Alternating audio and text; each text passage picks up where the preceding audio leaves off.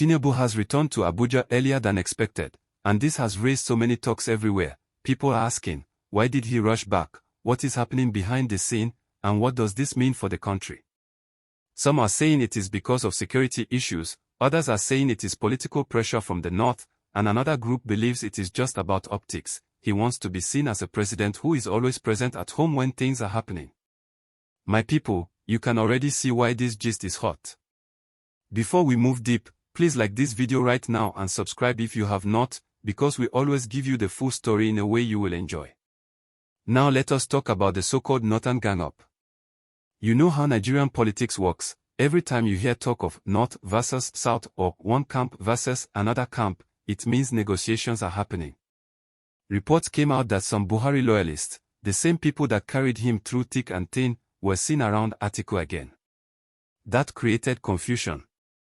Does this mean they are dumping Tinubu, or are they just bargaining for better positions and better deals? Very quickly, another group of the same Buhari supporters came out to deny it, saying no, they are still with the president, they are not going anywhere. This back and forth is why Nigerians are confused, because today you hear one thing, tomorrow you hear the opposite. But one truth is clear, the North is still a big factor in deciding who holds power, and nobody wants to lose that influence. Please, if you are following so far, drop a comment, type, I am following, and also like this video, it helps the channel grow. Now let us break it simple. Why would Tinubu return to Abuja early? 3 reasons stand out. First is security. The situation in many parts of the country is tense, from banditry to clashes and unrest. If intelligence suggests something urgent, the president will come back, because he needs to be in the room when major decisions are being taken. Second reason is politics. These rumors of shifting loyalty in the north can't be ignored. If powerful blocs are making moves, the president needs to call meetings, sit his party men down, and remind them where they stand. Third reason is optics. People are watching, both at home and abroad. Coming back fast shows that he is hands-on, that he is not far away while things are happening. That in itself is a message. But let's be honest, what Nigerians are asking is not just about who supports who. They are asking, how does all this affect our daily lives? Because when leaders fight, when factions rearrange, it often affects security, affects food price, even affects local projects. Imagine a local chairman waiting for approval or a governor waiting for federal support. If politics shakes, that support may delay. So when you hear Northern Gang-Up or supporters abandoning Atiku, know that it is more than just big men arguing. It has a way of touching everyone. My people, if you are enjoying the gist, don't forget, like this video and subscribe right now, so you won't miss updates. Let's look at the Atiku angle. For a long time, Atiku has positioned himself as the man the North can rally around. He has networks, he has money, and he has experience. So when you hear that some Buhari loyalists went to visit him, it shakes the table, because it suggests he still has weight. But let's ask, would that translate to a full endorsement or just a signal? Many times, these visits are bargaining chips. They show the president, look, we can go another way if you don't carry us along. It is a power play, and it works, because it makes headlines and forces negotiation. But on the other side, other Buhari groups quickly said, no, we are not leaving Tinubu, we stand with him. This is why I said, it is not a settled matter. It is still open. Now, my viewers, let me ask you directly, do you think Buhari's strong supporters will truly dump Tinubu and stand with Atiku, or is it just noise? Drop your thoughts in the comments and let us see where majority stand. And please, while you are typing, also hit that like button, it costs you nothing but it helps us plenty. Now, let's talk about 2027, because that's really where all these moves are heading.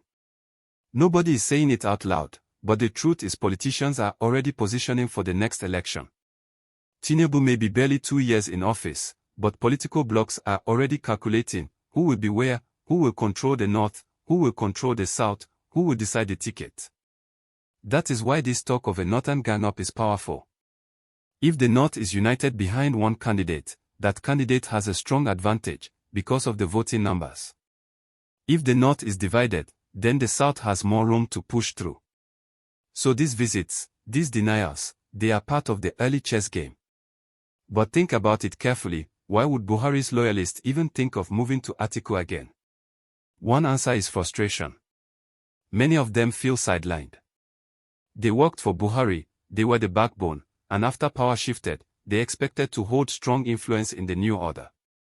If they feel they are not being carried along, they will look for ways to remind the president that their support is not automatic.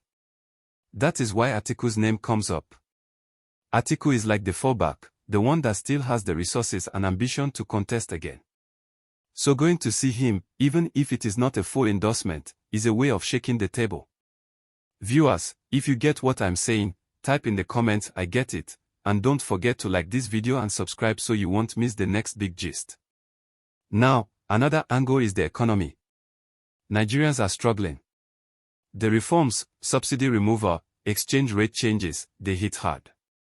Food prices are rising, transport costs are rising, people are worried. This is not just about figures, it's about daily survival. So when political fights break out, many Nigerians don't want to hear the big grammar, they just want to know, will this fight make my life harder or easier? That is why Tinubu's return matters. If he shows leadership, if he holds the party together and keeps government stable, then people have some confidence. If cracks grow wider, then people fear things will get worse. So the pressure is real, and that pressure is what drives many of these sudden moves. But I want you to think about this: what happens if the Northern Bloc really pulls away? That would mean a direct challenge to Tinubu's control of the APC. Remember, APC itself was born as a coalition, Buhari's CPC plus Tinubu's ACM plus other smaller groups. If that coalition begins to fracture, it opens space for PDP, for Labour Party, and even for new alliances. That is why Tinubu cannot ignore it. His early return might just be to prevent small cracks from becoming big breaks. And trust me, Nigerian politicians know how to negotiate. They can fight on Monday, shout on Tuesday, and reconcile on Wednesday, all behind closed doors.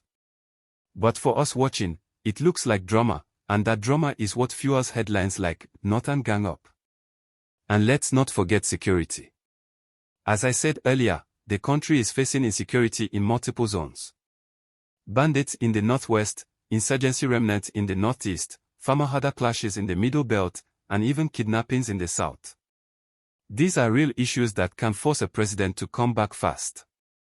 Because if there is intelligence of a coordinated threat, or if an incident happens, the commander-in-chief has to be at the center of the response. So when you see him cut short his trip, don't only think politics. Think security too. And if you believe security is the bigger reason, drop a comment below with the word security so we know where you stand. Now, viewers, let's link all these things together. Politics, economy, and security, they are like three ropes tying Nigeria. If one rope cuts, the others feel the strain. If political leaders are divided, it affects policy. If the economy is tough, it fuels insecurity. And if insecurity grows, it weakens political stability. This is why one early return of a president can make so much noise. Because in this climate, every small move feels big. Please, before I go further, smash the like button right now and subscribe to the channel if you haven't, because we are going deep into how this whole drama connects to 2027 and beyond, and you don't want to miss it.